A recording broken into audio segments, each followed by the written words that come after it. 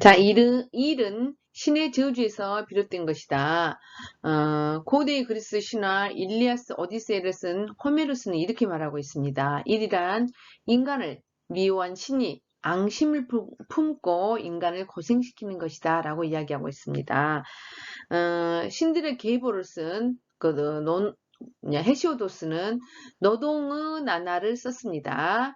신들의 계보와 노동의 나라를 썼는데 신이 인간에게 노예해서 너 미워서 화가 나서 그들의 음식을 땅 아래에 묻었다라고 헤시오도스는 말한 겁니다. 또 시기와 경쟁이 사람들을 하여금 일을 하도록 만든다 이렇게 말했습니다. 고대는 일은 노예의 몫이었고 정복당한 종족이 노예가 되었잖아요. 그래서 그 사람들한테 일을 시킨 겁니다. 그 사람들한테 일을 시키는 것은 그 사람들은 고통이겠지요. 그래서 일은 고통이다. 고대 사람들은 그렇게 생각을 했다는 겁니다. 그 위대한 아리스토텔레스도 위대한 철학자도 일은 노예의 몫이다 라고 한 겁니다. 자, 그렇지만 이 아리스토텔레스가 주장하는 것이 뭐냐? 왜 노예의 몫이라고 말을 하는가?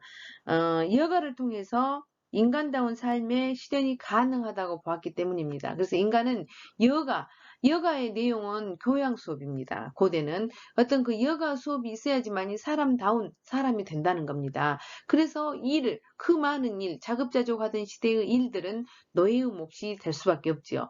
그래서 인간다운 삶을 만드는 겁니다. 그때는 계급사회였기 때문에 어쩔 수가 없었겠지요. 그래서 그때의 일의 의미는 상업적인 이득을 위한 일이라기보다는 자급자족, 집에서 필요한 것을 쓰는 것. 이게 그것밖에 관심이 없어요. 그래서 그것을 일의 의미라고 생각한 겁니다. 그래서 사는 것 자체가 일이었다. 근데 그 사는 것 자체가 일인 사람은 여유가 없잖아요. 그래서 여유로운 삶을 살 수가 없잖아요. 그렇기 때문에 노예의 몫이라고 이야기한 겁니다. 육체 노동에 대한 편견이 있었습니다. 고대 그리스에서도 수공업 장인과 노동자는 공동체의 하인으로 여겼다라는 겁니다. 그래서 뭔가를 만들고 장인이란 말은 아주 그거에 대한 어떤 만든 거에 대한 달인을 장인이라고 하잖아요. 이런 사람들을 굉장히 높게 생각을 해야 되는데 고대에서도 하인으로 여겼다는 겁니다. 그래서 그 대신 이제 화가의 일은 시민계급의 일로 노동이 아니고 예술로 봤다라는 거죠. 그래서 화가는 그나마 예술가로 봤고 다른 어떤 수공업이라든지 어떤 만드는 사람들은 조금 그 노예 계급에 속했다라는 겁니다. 그래서 조각가도 노예 계급에 속했다고 합니다. 현대까지 그 화이트 칼라가 계속 이어지고 있다는 겁니다. 사무실에서 종사하는 사람을 더 좋아한다. 예를 들어서 우리 남편 같은 경우는 공사에 근무를 하는데 기술직입니다. 근데 기술직인데 거기에 있는 본부장은 사무직에서 많이 나왔어요. 지금까지는. 그래서 일은 사무직은 그냥 어떻게 보면 보조이고 서포트인데 어떻게 그 기술직에서 하나도 그 본부장이 나오지 않느냐. 그래서 지금은 간간히 한 번씩 본부장이 기계직, 그러니까 예를 들어서 기술직, 기계, 전기, 모든 것을 기술직이라 하잖아요. 토목, 건축, 모든 것을 이런 기술직에서 본부장이 나오기도 합니다. 그래서 그런 것들이 은연중에 사무실에 종사하는 사람을 더 좋아하는 어떤 우리들의 마음까지도 지금까지도 전해 내려온다라는 겁니다. 근데 사실은 기술직이라는 것은 나이가 먹어도 그 기술의 축적은 계속 남아있잖아요. 그렇기 때문에 정년을 했어도 다른 직장을 잡을 수가 있어요. 그 비슷한 계통으로. 근데 사무직은 사실은 예를 들어서 공무원도 마찬가지고 사무직만 해갖고는 그걸로 다른 취업을 하기가 어렵습니다. 특별히 자기가 준비를 하지 않는 한. 근데 기술직은 준비하지 않아도 그 기술로 계속적으로 생활할 수 있고 사용이 가능하니까 어떻게 보면 기술직이 더 전망이 있다고 봐야 되겠죠. 그런데도 불구하고 우리는 화이트 칼라 사무실에서 종사하는 사람을 좋아한다라는 겁니다. 고대 그리스인 물질 세계보다 정신 세계를 우위에 있다고 보았다. 헤라클레이토스도 마찬가지입니다. 물질 세계는 그 어떤 것도 안정되거나 고정된 것이 없다. 물론 그건 그렇지요. 그래서 정신적인 것을 굉장히 더 크게 생각했다라는 겁니다. 플라톤도 마찬가지입니다. 영원한 진리의 세계, 이데아라는 것은 우리 정신을 통해서만 알 수 있다. 이러면서 뭐 어떤 그 보이는 것보다는 정신 세계를 더 중요시 여겼다. 그러므로 인해서 육체 노동은 어때요?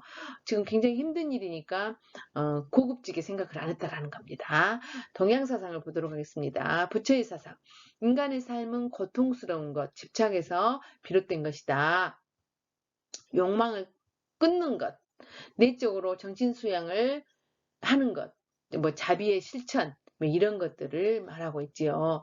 마당을 쓸고 채소를 가꾸며 땔감으로 만드는 것으로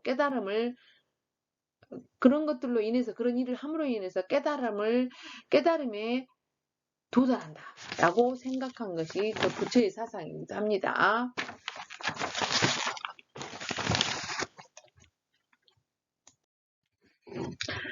초기 그리스도교인들의 어떤 일의 의미를 한번 보도록 하겠습니다. 자, 여기는 바울이라는 사람은 구약 성경이 아니라 신약 성경에 나온 사람이죠.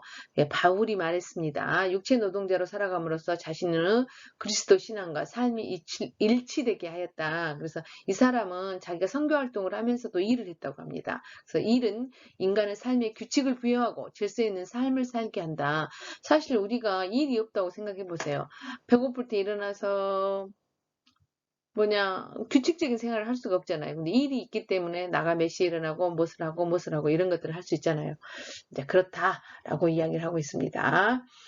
그는 노동자로서의 정직한 삶을 살았습니다. 자기가 손수 그 시대에 천막 같은 것이 깃는 것이, 천막을 만들어서 파는 것이 굉장히 어떤 큰 일이었는데 그 직업을 갖고 있었습니다. 그래서 일하기 싫어하는 사람은 먹지도 말라. 데살로니가 후서 3장 10절에 나온 말입니다. 그래서 신약 신경에서부터는 이제 구약에서는 벌로서 인간에게 어떤 그 고통을 줬잖아요. 일을 고통으로 벌로 줬잖아요. 근데 이제 신약에 와서는, 신약 성경에 있어서는 일하기 싫어하는 사람은 먹지도 말라 하면서 일의 어떤 소명의식으로 바뀌어갑니다. 일은 인간의 삶에 규칙을 부여하고 질서 있는 삶을 주기 때문에 존엄한 것이다라고, 곧 선행이라고 하였다. 클레멘스라는 사람은 그렇게 이야기를 했다라는 겁니다.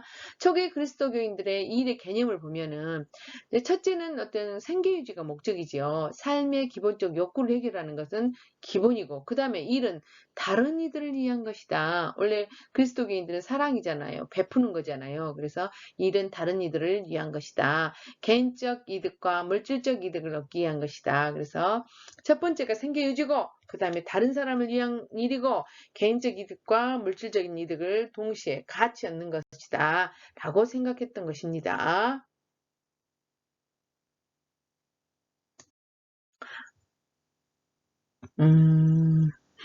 이제 4주차 과제를 보도록 하겠습니다. 제가 누누이 이야기합니다. 1주차, 2주차 저한테 제 메일로 보내라고 해가지고 메일로 보내신 분들 있지요. 지금은 그렇게 해서는 안 되고, 왜냐면 그 학교에서 그 출석 체크를 하니까 제가 할 수 없는 부분이었습니다. 그래서 여러분들이 꼭 제가 이렇게 과제란을 만들어 드릴 테니까 거기다 내시기 바랍니다. 안 내신 분들은 이달까지 4주차 내시면서 같이 내시면 됩니다.